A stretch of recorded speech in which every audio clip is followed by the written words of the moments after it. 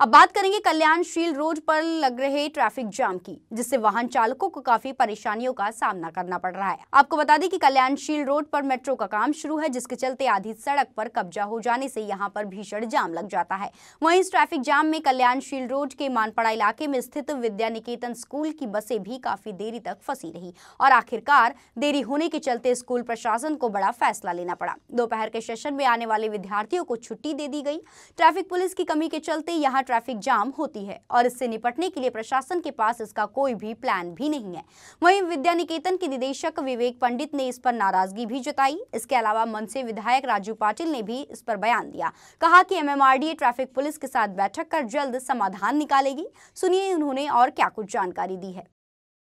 Traffic jam होणारच आहे तिथे, म्हणजे ज्या प्रकारे मेट्रोचं काम चालू आहे, ज्या बेशिस्तपणे जो काम चालू आहे त्याच्यावर मी मागच्याच आठवड्यात तिथे पाहणी केली आणि मी बोललो पण होतो की ज्या प्रकारे काम चालू आहे ते 100% ते वाहतूक कोंडी होणार आहे। इथनं अवजड वाहने अजूनही बंद केलेली नाही आहेत। बॅरिकेड्स जे लावलेले आहेत त्याच्या नंतर जी रस्ता सुटायला पाहिजे, तिसरी लेन अजून यांची साफ बनवून पण झाली नाही आहे।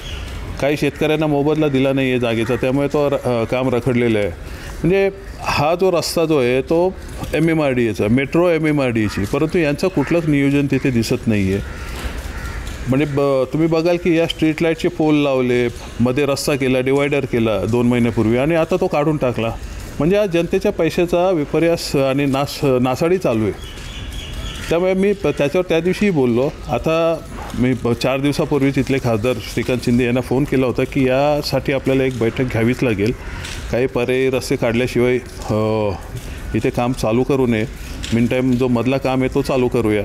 तर त्यांनी उद्या तशी मीटिंग ठेवलेली आहे। आज सकाळी मला फोन आलेला, ही ट्रॅफिकची जशी मला काही मेसेजेस आले त्यानेही गेले, परंतु ट्रॅफिकमुळे डोंबिवलीतील एक नामांकित शाळा बंद करायला लागते किंवा पोरांना सुट्टी द्यायला लागते। ही लोकप्रतिनिधी म्हणून खरं तर आमच्यासाठी लज्जास्पद गोष्ट आहे। या गोष्टी अशा भविष्यात घडू नये यासाठी उद्याची ती मीटिंग ठेवलेली आहे आणि याच्यावर काहीतरी मार्ग काढू आम्ही। काय सकाळपासून ट्रॅफिक जाम सुरू झालेले आहेत आणि सकाळी जेव्हा कळलं की तासभर सगळ्या बसेस लेट होणार आहेत, त्यामुळे एक विचार केला की सकाळच्या आलेल्या बसेस जर वेळेवर सोडायच्या असतील तर दुपारचे जे सेशन चालू होतं 5वी ते 8वी ते बंद ठेवणं आवश्यक आहे।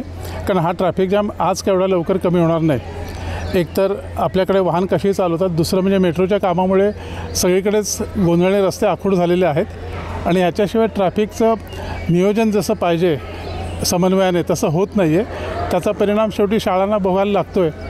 अर्थात आज ज्या मुलांचं आम्ही वर्ग घेतलेले नाही आहेत का सुट्टी दिली आहे त्यांना आम्ही पुढच्या आठवड्यात बोलवणारच आहोत, ज्या दिवशी सुट्टी असते।